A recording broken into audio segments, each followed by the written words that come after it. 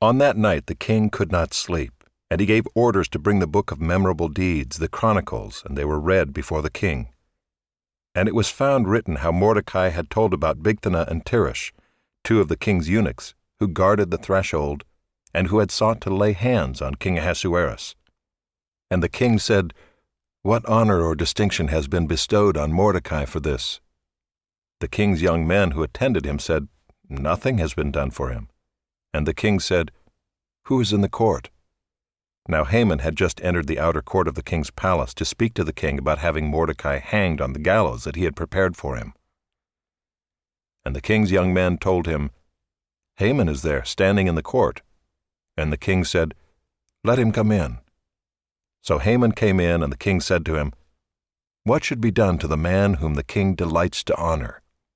And Haman said to himself, "Whom would the king delight to honor more than me?" And Haman said to the king, "For the man whom the king delights to honor, let royal robes be brought, which the king has worn, and the horse that the king has ridden, and on whose head a royal crown is set. And let the robes and the horse be handed over to one of the king's most noble officials. Let them dress the man whom the king delights to honor, and let them lead him on the horse through the square of the city, proclaiming before him, 'Thus shall it be done to the man whom the king delights to honor.'"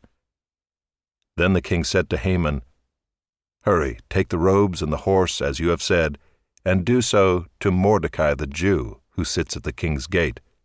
Leave out nothing that you have mentioned."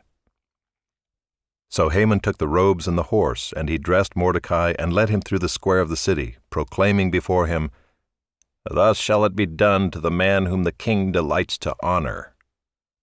Then Mordecai returned to the king's gate, but Haman hurried to his house, mourning and with his head covered. And Haman told his wife Zeresh and all his friends everything that had happened to him. Then his wise men and his wife Zeresh said to him, "If Mordecai, before whom you have begun to fall, is of the Jewish people, you will not overcome him, but will surely fall before him." While they were yet talking with him, the king's eunuchs arrived and hurried to bring Haman to the feast that Esther had prepared.